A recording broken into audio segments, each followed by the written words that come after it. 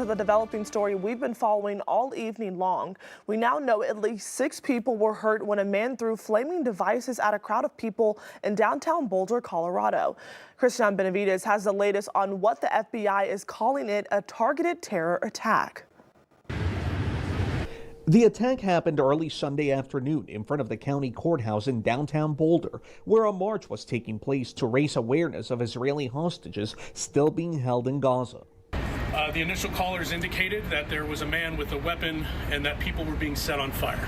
According to Boulder police, multiple people were injured in the attack. Those injuries ranged from minor to serious. When we arrived, we encountered multiple victims that were injured with injuries consistent with burns and other injuries. This was a beautiful Sunday afternoon in downtown Boulder on Pearl Street, and this act is unacceptable.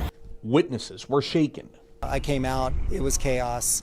People were writhing on the ground. It was traumatic to watch. We had seen burn marks on the ground. There were Israeli protester flags on the ground, and we saw a couple people getting wheeled out on carts.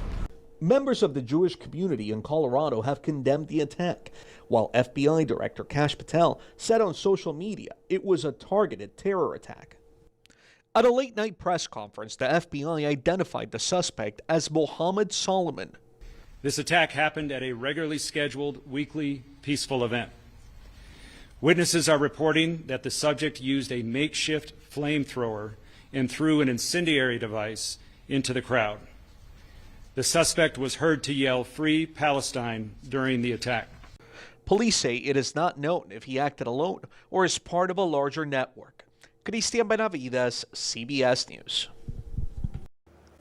The White House says President Trump was briefed on the attack. We'll continue following updates on the investigation and bring you the very latest around the clock on the free 5 News app. Continuing coverage this evening of the manhunt for Grant Hardin. It's now been a week since he escaped from prison in Calico Rock, Arkansas. Since then, search teams have been using every means necessary to find him. 5 News reporter Parker Abels joins us with an update on where things stand tonight. Rachel, Grant Hardin has been on the run since last Sunday when he escaped from North Central Unit Prison in Calico Rock. Today marks exactly 1 week that police officers have been searching for him all across northern Arkansas. On May 25th, Hardin escaped using a makeshift police uniform and walked out of the prison. Hardin was a former police officer and was in prison for rape and murder. And after starting the reward for information on his whereabouts at $10,000, it has since reached up to $25,000, which is where it stands now. And officers believe this is a testament to just how dangerous he is. I think that speaks to how much of a threat they view this and how dangerous. You know, we've said from day one, you know, you look at the charges that Mr. Hardin had and everything. This is an individual that they do not want out on the loose. You've heard other reports of people who have had interactions and dealing with him in the past and kind of the things that they have said about it. And while it's hard to find someone like that in such a large area, this is literally trying to find a needle in a haystack.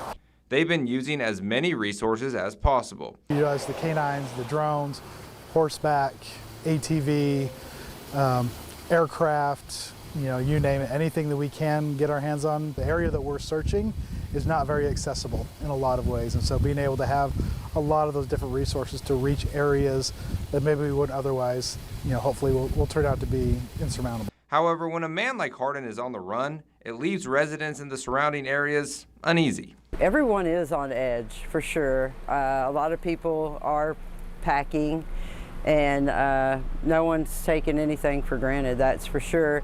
And as you can tell, it's been pretty busy. The search to find Hardin continues as there have been multiple possible sightings of him, including one in Sebastian County. However, they tell us their main focus is still in northern Arkansas. We'll continue to update this story as it develops further. Parker Abels, 5 News. Grant Hardin has a lengthy background in law enforcement. The Garfield native was hired as a Gateway police chief in January 2016.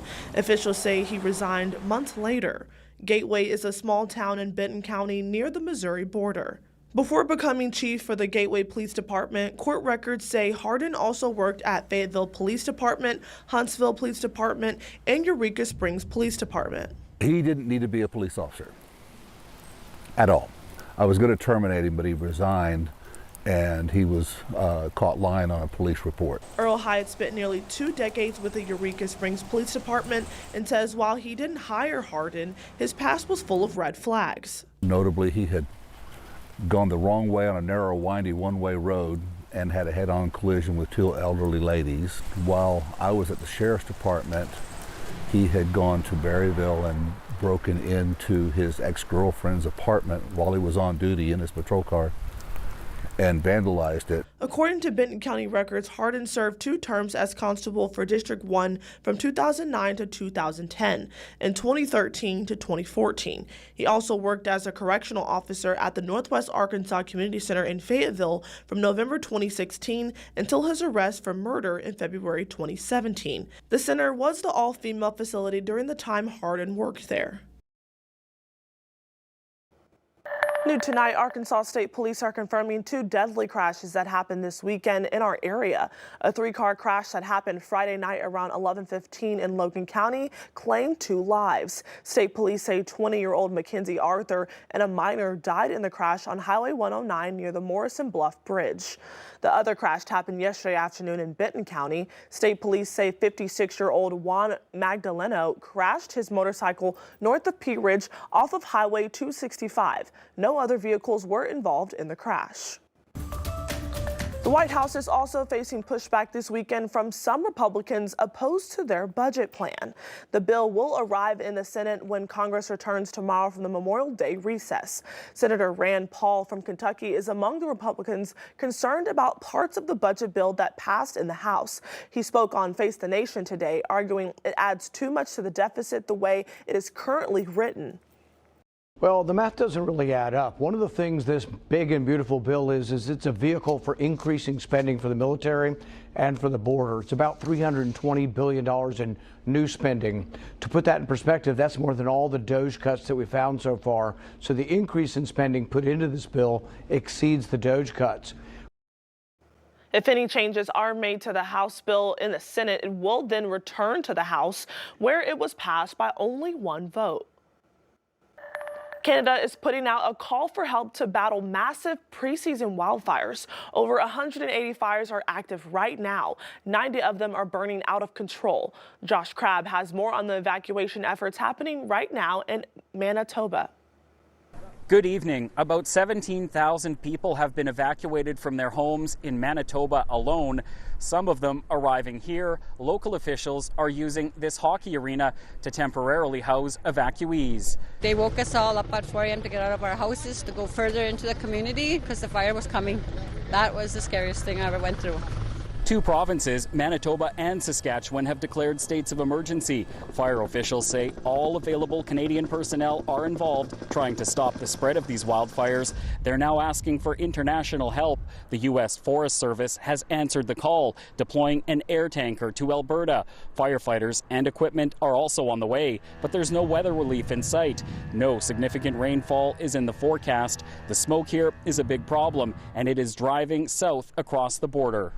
The U.S. Environmental Protection Agency says the air quality has reached unhealthy levels in several U.S. states, Eureka, including Minnesota, North and South Dakota, and Montana. A wildfire in California also forced evacuation near San Diego this weekend. The Henderson fire broke out on Friday. It's now 15% contained, and evacuation orders have been lifted. Firefighters in California say they've already worked more than 1,800 wildfires this year that have burned through nearly 75,000 acres of land.